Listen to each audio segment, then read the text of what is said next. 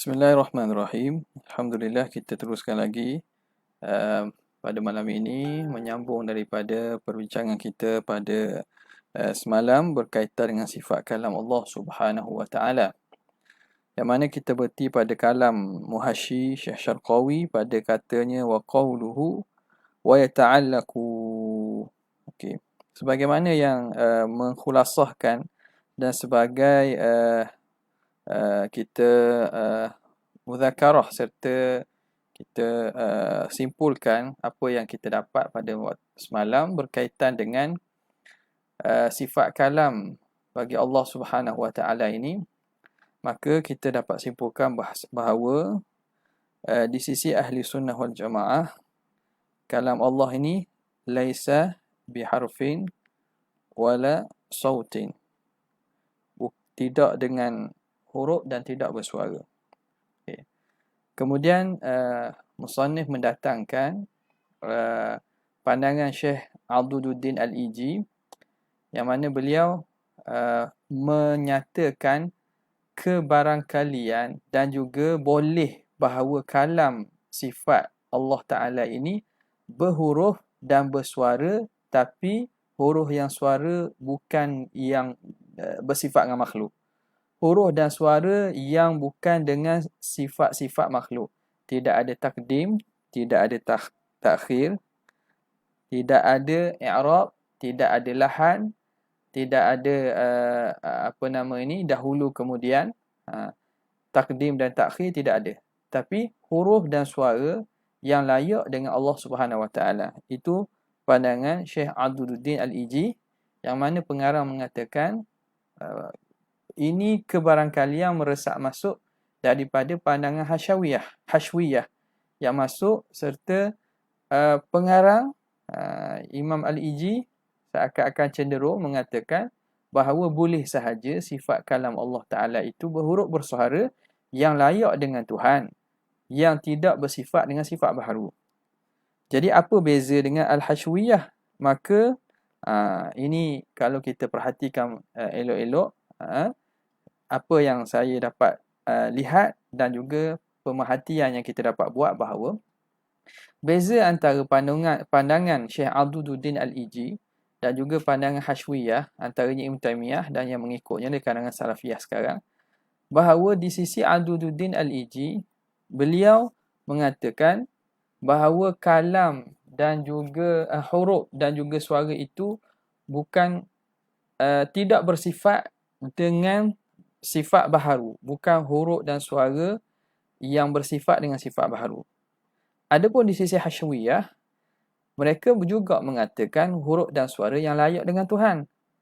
Tetapi pada mereka, kaedah mereka bahawa harus berlaku pada sifat Tuhan itu perbuatan yang baharu. Maknanya Allah Ta'ala boleh membuat perbuatan pada dirinya. Sebagaimana yang maklum bahawa di sisi mereka kan itu mereka mengharuskan istiwa Allah dengan maksud istaqarra, mana ia tahayyus, mengambil ruang pada diri Allah. Zat tu Allah boleh membuat perbuatan pada dirinya. Maknanya boleh berlaku sifat hudus pada diri Allah. Itu bezanya kalau kita perhati antara pandangan Syekh Addududdin Al-Iji dan juga Hashwiyah. Adapun Hashwiyah, dia tidak Imam Iji sekadar mengisbatkan bahawa kalam itu berhuruf bersuara tapi bukan dengan sifat hudus. Dia juga menafikan boleh berdiri sifat hawadis pada zat Tuhan. Boleh berdiri perbuatan yang Tuhan buat pada diri dia. Dia nafikan juga. Istihalatu qiyami al-hawadithi bizatillah, itu Syekh Addududdin Iji setuju sebagaimana ahli sunnah yang lain bahawa Allah mustahil ada pada zat Allah Ta'ala itu sifat baharu dan boleh berdiri sifat baharu pada zat Tuhan itu mustahil. Lain dengan Hashwiyah. Hashwiyah mereka mengharuskan, sebab itu boleh Tuhan tu turun. Tuhan membuat satu perbuatan pada dirinya. Apa dia perbuatan tu? Namanya nuzul. Daripada atas ke bawah. Tuhan memperbuat perbuatan pada dirinya. Iaitu namanya apa? istiwa dengan makna istaqarra. Tuhan boleh mengambil bertempat dan seumpamanya. Maka Hashwiyah mereka mengharuskan qiyamu al-hawadith bidzatillah. Lain dengan pandangan Imam Addududdin Al-Iji. Itu bezanya. Namun sebagaimana yang disebut oleh muhakkik kita, oleh Syekh Syarqawi rahimahullahu taala, hatta pandangan Imam Addududdin Al-Iji tersebut tidak dianggap sebagai pandangan yang mewakili mazhab Asy'ariyah lah. Okey, jadi kan itu kitab-kitab seperti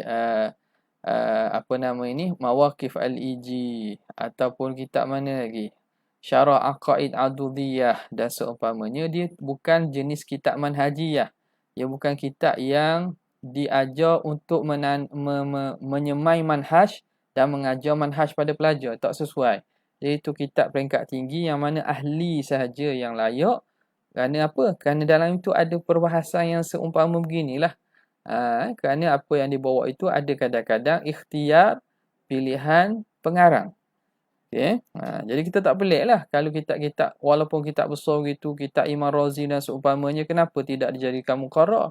Sebab memang dia tidak sesuai dijadikan muqarrar. Sebagaimana kalau kita lihat kepada contohnya Nahu.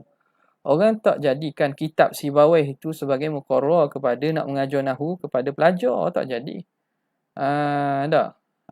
Kitab Ibnu Jinni tak jadikan kitab sebagai muqarrar dalam pengajian Nahu kepada pelajar. Orang ambil apa? Kitab-kitab yang boleh membina manhaj. Kitab manhajiyah. Jurumiyah, Qatrun Nada, Alfiyah dan seumpamanya. Jadi kitab-kitab itu yang mana dia dapat membentuk dan dapat memberi kefahaman. Adapun kitab-kitab yang tinggi itu bukan levelnya lagi. Itu untuk mutakhassisin, untuk orang yang dah tabahur dan juga ada kelengkapan untuk mengarung dalam lautan ilmu serta perbincangan yang dibawa dalam kitab-kitab tersebut. Okey, jelas Maka bezalah. Jadi kalau pada yang dilihat, ana lihat bahawa daripada pandangan Addududdin Al-Iji dan juga Hashwiyah ada bezanya di situlah. Wallahu alam, kalau asatidzah dan ikhwah sekalian ada buat kajian tentang ni, boleh berkongsilah berkaitan dengan sifat kalam pada aliran yang bukan aliran masyhur dan bukan pandangan muktamad dalam mazhab Asy'ariyah. Okey. Habis. Kemudian kita masuk pada kalam musannif rahimahullah. Bismillahirrahmanirrahim. Qala al-muallif rahimahullahu ta'ala wa nafa'ana bihi wa bi'ulumihi fid dharain amin ya rabbal alamin. Qawluhu wa yata'allaku ay ta'alluqan tanjiziyan qadiman. Dan bertakluk ia sifat kalam tu bertakluk ta'alluqan tanjiziyan qadiman, akan sebagai ta'alluq tanjizi qadim. Okay. Jadi dia bertakluk, sifat kalam ini ada banyak bentuk ta'alluq dia, bahagian ta'alluq dia. Jadi dalam sifat kalam itu dia bertakluk sebagai ta'alluq tanjizi qadim, kecuali apa? Illal amra wan nahya, kecuali suruh dan larang indal Asy'ariyah, di sisi Asy'ariyah. Kalau kita lihat dalam kitab-kitab lain, maka al-kalam ini dia boleh ada ta'alluq bentuk al-khabar. Khabar. Penceritaan. Khabariyah, penceritaan. Yang seterusnya ada bentuk qasas, qisas. Ada istikhbar. Okey. Jadi yang selain daripada suruh dan larang. Sebab tu dia datang dengan selain daripada suruh dan larang. Masuklah qisasul anbiya, al-khabar, al-istikhbar, al-wa'du wal-wa'id dan semua sekali tu. Yang bukan suruh dan larang itu bertakluk dengan sebagai takluk tanjizi qadim. Dengan maksud apa? Kalam Allah telah bertakluk dia sejak azali lagi dengan perkara-perkara itu. Okay. Kecuali illal amra wan nahya 'indal Asy'ariyah, kecuali suruh dan larang di sisi Asy'ariyah. Kenapa? Kerana di sisi Asy'ariyah mensyaratkan. Asy'ariyah mensyaratkan bahawa untuk sah suruh dan larang itu mesti ada orang yang al-amir al-ma'mur, yang disuruh tu. Orang yang disuruh, al-manhi, orang yang dilarang. Mesti ada. Yang disuruh, yang dilarang itu mesti ada. Makna kalau makhluk belum ada, maka tidak gunalah suruhan dan larangan. Sebab itu dia kata di sini, di sisi Asy'ariyah, dia melihat kepada syarat untuk suruh dan larang. Satu lagi yang lupa nak sebut tadi. Maka di sini kalau lihat apa beza Imam Addududdin Iji dan juga jumhur Asy'ariyah kita, ataupun pandangan yang muktamad dalam mazhab Asy'ariyah. Mazhab Asy'ariyah melihatkan bahawa huruf dan suara ini ialah sifat yang lazim bagi hawadith. Huruf dan suara ini sifat yang lazim bagi kalam makhluk. Bila begitu dia nafi tu. Adapun Syekh Addududdin Iji, dia tidak kata itu melazimi suara dan huruf itu memang tidak mestinya sifat makhluk sahaja. Gitu.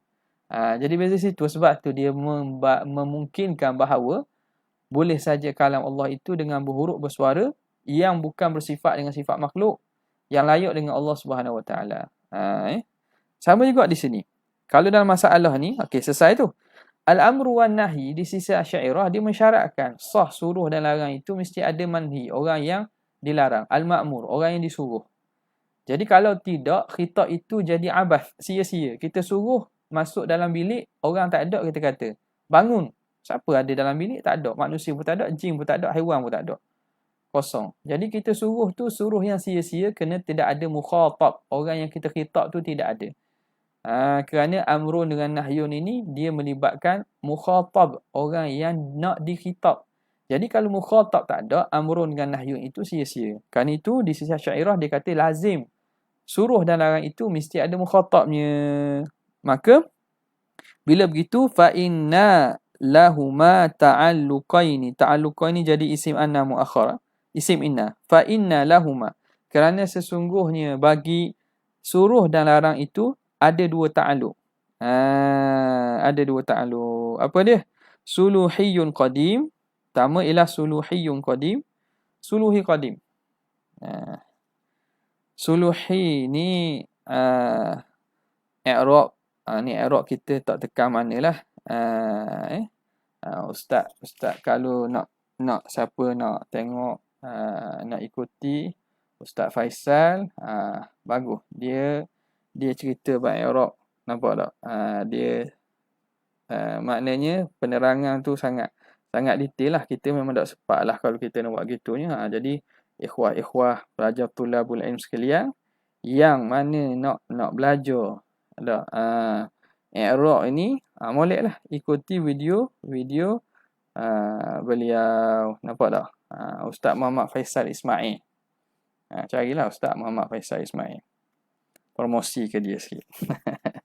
Tak, sungguh. Jadi dia ajar cara i'rab. Kita memang tak sempat lah gitu. Sebut mudah-mudah. Suluhiyun qadim. Dia boleh sama ada kita nak jadikan dia badal daripada ta'alukan pun boleh, tapi ambil sewajah je lah. Ambil satu wajah je, jadi khabar mubtada' mahzuf. Suluhiyun qadim. Yang pertama, ta'alluq berkait dengan kalam dari aspek suruh dan larang ini. Pertama ada suluhiyun qadim. Wa huwa ta'alluquhuma, iaitu ta'alluq suruh dan larang bil mukallafin, dengan mukallaf, qabla wujudihim, sebelum ada mereka. Jadi makhluk ini, mukallaf ini, mukhatab ini, sebelum Tuhan cipta, kalam Allah dari segi suruh dan larang itu kita panggil berta'alluq dengan ta'alluq suluhi qadim. Dengan maksud Allah boleh dan mampu untuk menyuruh dan melarang sejak azali. Maknanya sebelum ada makhluk, Allah layak, boleh dan mampu untuk menyuruh dan larang. Melarang siapa? Makhluk yang belum ada. Kenapa belum ada? Sebab masih dalam azali, belum diciptakan. Tapi sifat Tuhan itu sifat yang telah sempurna. Kita tak kata sifat Tuhan tu tak ada lagi takluk. Ada takluk, tapi takluk dia bentuknya suluhi. Mampu untuk Allah Ta'ala menyuruh dan melarang. Melarang bagi mukallaf apabila mukallaf itu ada. Wa tanjiziyun hadithun. Yang kedua, tanjizi hadith. Tanjizi hadith. Apa dia? Wa huwa ta'alluquhuma bihim. Iaitu ta'alluq suruh dan larang dengan mukallaf ba'da wujudihim. Setelah ada mereka. Jadi bila Tuhan dah cipta makhluk ni, maka Allah pun menyuruh dan melarang secara langsung, secara sungguh. Dipanggil sebagai tanjiziyun hadith. Ta'alluq secara sungguh, langsung. Makna bukan patut, bukan mampu dah ni. Memang disuruh dan dilarang langsung terus. Hadis tu kenapa? Kerana berlaku itu pada zaman fima la yazal. Pada zaman yang telah ada makhluk ni lah. Maka kerana zaman makhluk, maka dipanggil hadis. Jadi itu dipanggil ta'alluq tanjiziyun hadis wa huwa ta'alluquhuma bihim ba'da wujudihim. Setelah ada mereka. Bisifati taklif. Dengan sifat-sifat taklif. Yang mana yang layak untuk menerima khitab tersebut. Okay. Ini juga dalam perbincangan ta'alluq ni, dalam kitab Aqaidur Riyah pun kita ada terang, dan dalam terjemahan tu rasanya lebih jelas lah kita terang berkaitan dengan bahagian ta'alluq ni. Suluhi qadim, tanjizi hadis, dengan tanjizi qadim itu ada. Dan Al-Fadhil Ustaz Engku Ibrahim pun akan mula dah mengajar kita itu pada hari Khamis, tak silap saya pada minggu depan lah kot. Ada minggu depan. Jadi siapa yang ada kelampangan boleh ikutilah. Itu terutamanya bagi asas ataupun bagi nak kita memahami sebagai tangga kepada kitab besar-besar, itu sangat penting tu. Okey. Jelas. Wa asyara bidzalika, dan mengisyaratkan dengan demikian itu, ila annal kalama minas sifati al-muta'alliqati, bahawa kalam itu termasuk daripada sifat-sifat yang bertakluk. Dia jenis sifat yang ada takluk. Kalau hayat, sifat tak ada takluk. Wa annahu wa asyara bidzalika ila annahu, dan mengisyaratkan juga bahawa ila annahu musawin lil ilmi, bahawa sifat kalam ini menyamai ilmu fil muta'allaq, pada perkara yang dia bertakluk, pada tempat takluk tu, perkara yang dia takluk. Baca guna bi fathil lam, muta'allaq. Wa in khalafahu fit ta'alluq, walaupun dia menyalahi, sifat kalam ni menyalahi ilmu pada bentuk ta'alluq. Bentuk ta'alluq, kalam ni ta'alluq dalalah, ilmu ta'alluq inkisyaf, tapi muta'allaq dia sama. Idzil ilmu lil inkisyafi, kerana ilmu tu untuk inkisyaf. Wa huwa al kalam lid dalalati, dan kalam ta'alluq dia bentuk dalalah. Wahia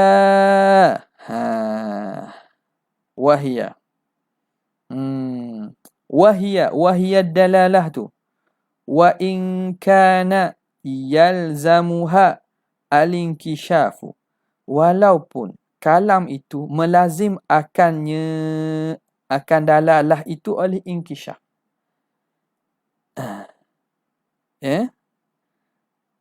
Tidakkah bila kita bersifat dengan sifat kalam, ataupun kita kata kita cakap, kita berkalam, tidakkah lazim bila kita beritahu dengan kalam kita, dengan perkataan kita, akan jadi nyata dan juga tahu orang yang dengar? Contoh kita kata, hari ini COVID, statistik begian. Kita beri maklumat, kita bercakap, orang yang dengar tu, tidakkah dia tu menjadi salah satu bentuk maklumat yang mana sampai kepada dia inkisyaf, dapat tahu. Balak bilangan COVID hari ni statistik begian. Nampak tak? Jadi, wa in kana yalzamuha al-inkishaf, walaupun melazimi oleh inkishaf akan dalalah. Bila ada dalalah, ada inkishaf. Inkishaf tu lazim bagi dalalah. Lazim. Walaupun lazim, lakinna hadha linkishaf al-lazima, tetapi inkishaf yang lazim ini laha thabitun, dia itu sabit lisami'i, bagi sami', bagi orang lain. Wa amma inkishaful ilmi, adapun inkishaf ilmu, fa thabitun li nafsil alimi, dia itu sabit bagi diri orang yang alim, orang yang bersifat dengan ilmu. Al-alim al-ilmu tasif bil ilm. Ni rasa kita sebut dah perbincangan sebelum ni kan. Dia nak sebut beza antara kalam dan juga ilmu. Walaupun lazim daripada kalam tu bahawa inkishaf. Tapi inkishaf dengan hasil dengan kalam ni bukan pada diri orang yang mutakalim. Diri orang mutakalim tu bukan dengan sifat kalam tu lazim inkishaf. Tetapi dia memberi inkishaf kepada sami' pendengar. Adapun ilmu, itu inkishaf tu lazim bagi orang yang bersifat dengan ilmu. Jadi bezalah tu. Okay. Wa thabitun li nafsil alim ay al-muttasif bil ilmi. Qawluhu minal muta'allaqat, daripada segala perkara-perkara yang bertakluk bi fathil lam, baca fathah lam. Apa dia muta'allaqat itu? Wahiya kullu wajibin, iaitu setiap yang wajib, ila akhiri ma sayati, sehingga akhir barang yang lagi akan datang. Jadi bertakluk segala perkara. Kalam ini wajib pun bertakluk, mustahil pun bertakluk, jaiz pun bertakluk. Fa idza uzila 'annal hijabu, apabila dihilangkan daripada kita akan hijab, bila Tuhan tarik hijab, sami'na, maka kita akan dengar kalamahu ta'ala. Kalau Tuhan angkat hijab daripada kita, kita boleh dengar sifat kalam Tuhan.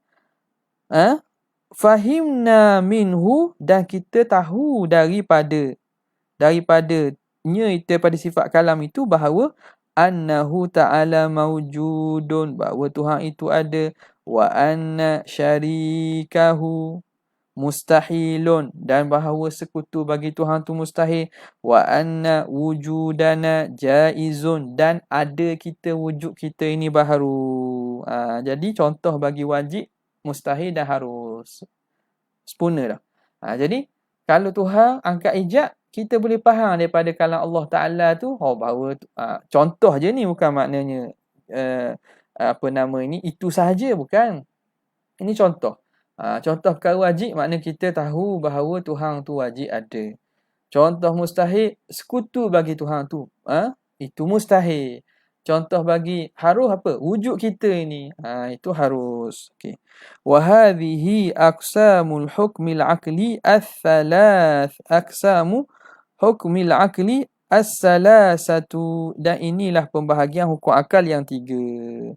Inilah pembahagian hukum akal yang 3. Allati hiya muta'allaqatul ilmi, yang mana dia itulah juga tempat ta'alluq ilmu. Okay. Wa'tu ridha, dan diiktiraf demikian itu. Mari iktiraf pula. Bi anna amrallahi ta'ala li ba'dil mukallafin, bahawa suruh Tuhan bagi sebahagian mukallaf, ka Abi Jahlin, seperti Abu Jahal, bima alima subhanahu, dengan apa yang Tuhan dah tahu, annahu la yaqa'u, bahawa takkan berlaku, minhu, daripada Abu Jahal, kal imani, seperti beriman. Suruh itu, anna amrallah yastalzimu, jumlah tu jadi khabar anna, yastalzimu anna amrahu ta'ala muta'allikun biwuku'i dhalikal ma'mur, melazimi bahawa suruhan Allah Ta'ala itu bertakluk dengan berlaku perkara tersebut, alladhi ta'allaqal ilmu, yang mana bertakluk ilmu, bi'adamihi, dengan ketiadaannya. Bila begitu, faqad ta'allaqa ilmuhu, maka sungguh telah bertakluk ilmu Tuhan. Ilmu Tuhan bertakluk bima lam yata'allaq bihi amruhu, dengan perkara yang tidak bertakluk dengannya oleh suruh Tuhan, alladhi huwa kalamuhu, yang mana suruh itu ialah kalam Tuhan. Fal ilmu, maka ilmu itu idzan, ketika itu a'ammu, lebih umum, ta'alluqan, lebih umum dari segi takluknya minal kalami, daripada kalam. Nampak tak ni? Itu dia wajah i'tirad. Tak jawab lagi ni. Jadi wajah i'tirad dia hak daripada awal tu. Mana dia? Ulang balik. Wa'turida dzalika. Mana nak i'tirad mana ni? Nak i'tirad dia kata bertakluk kalam dengan perkara yang bertakluk dengannya oleh ilmu. Jadi tempat takluk kalam sama dengan tempat takluk ilmu. Jadi tuan syekh kita mari i'tirad. Dia kata suruh hang Tuhan kepada sebahagian mukallaf. Contoh Abu Jahal. Allah suruh Abu Jahal dia beriman. Beriman tu bima alimallah annahu la yaqa. Perkara yang memang Tuhan tahu takkan berlaku. Mana? Iman Abu Jahal. Allah suruh tak Abu Jahal beriman?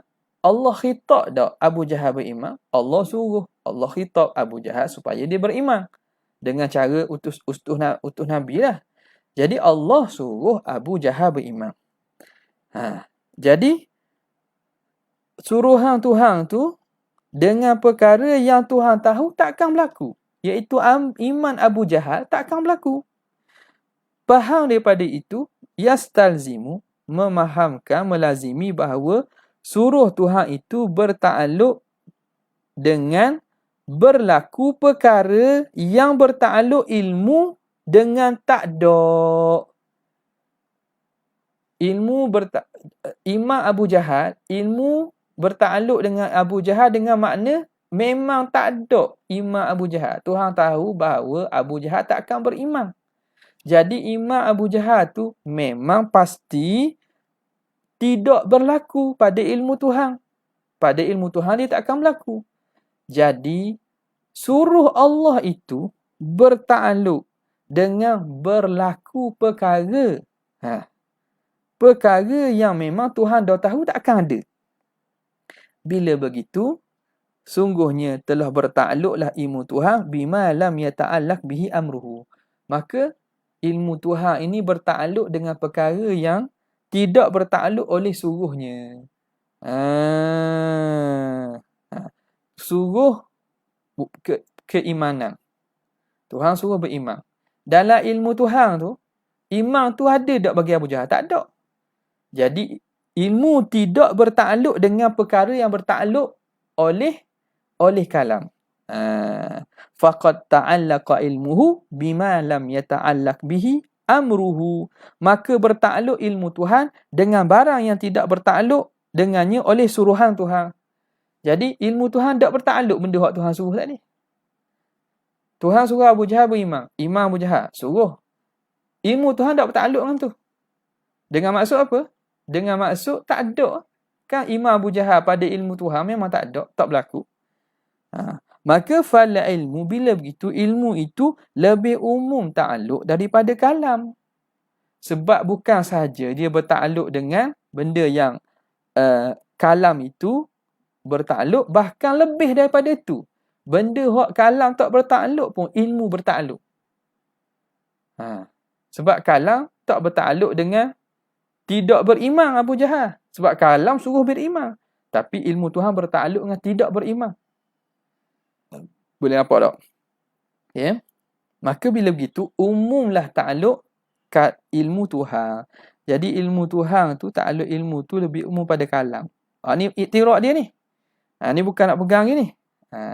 Wa ujibah. Maka dijawab bi annal kalamal azaliyah, bahawa kalamullah yang azali lahu ta'alluqatun kathiratun.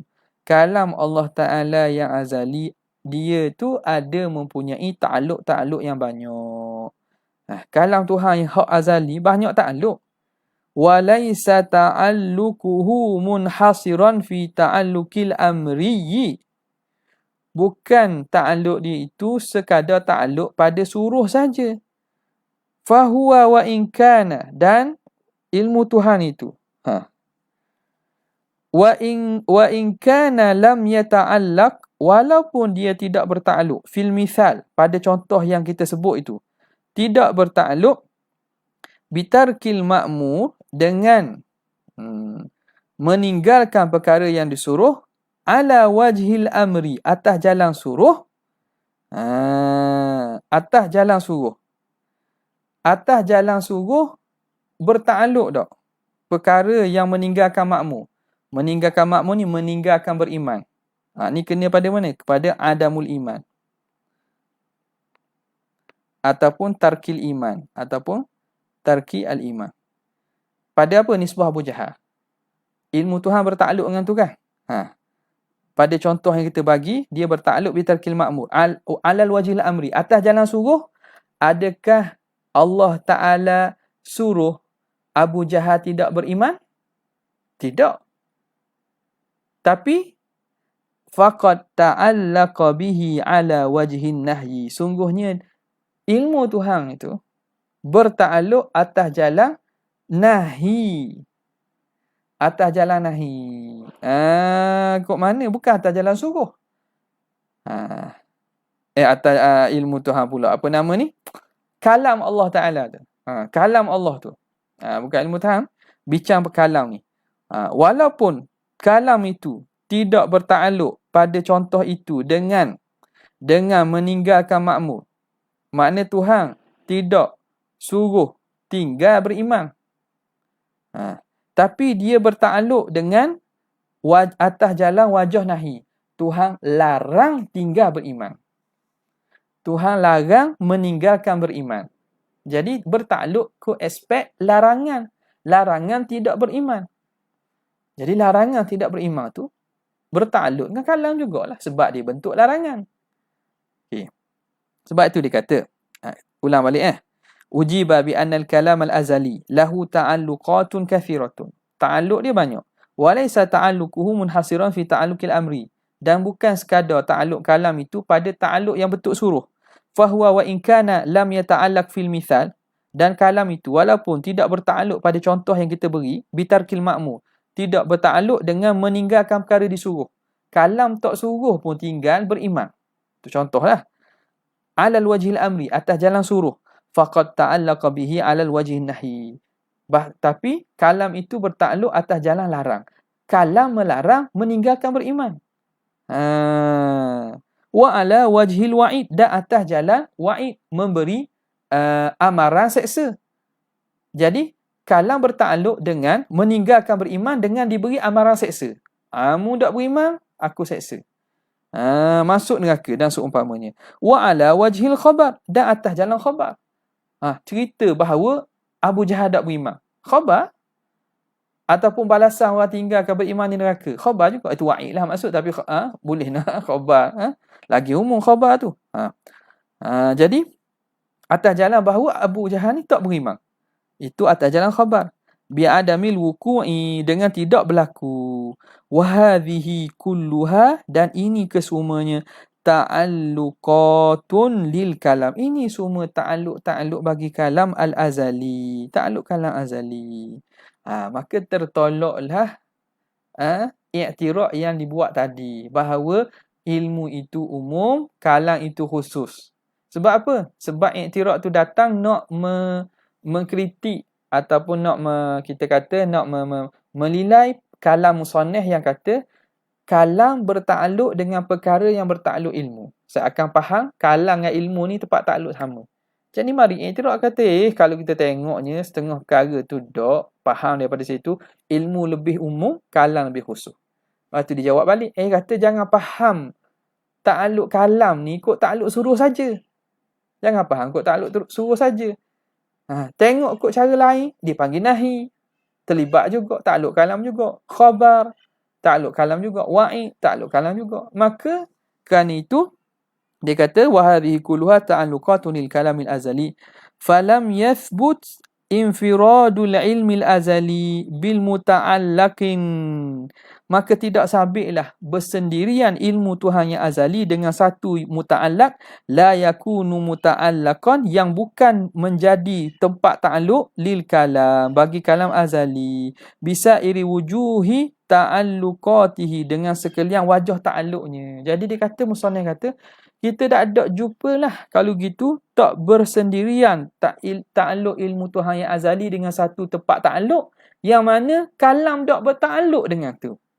Ha. Dengan maksud apa? Tak ada perkara yang mana ilmu bertakluk dengan perkara itu, tapi kalam tak bertakluk, tak ada. Pasti kalau benda itu bertakluk ilmu dengannya, kalam bertakluk juga. Sebab kalam ni jenis dan juga aspek takluknya banyak aspek.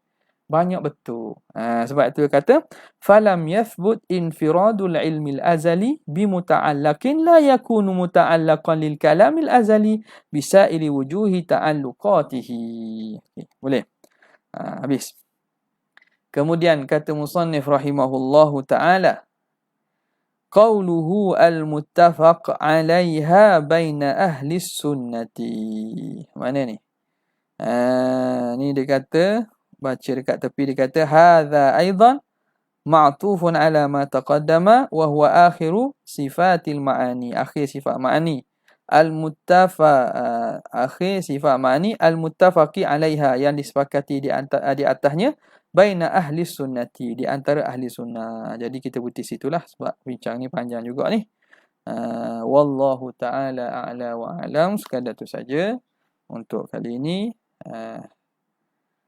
Esok hari Rabu, rasanya esok kita tak dapat buat lah kerana ada kuliah maghrib. Sekadar tu saja, insyaAllah lepas ini kita akan teruskan lagi pada hari-hari yang mendatang.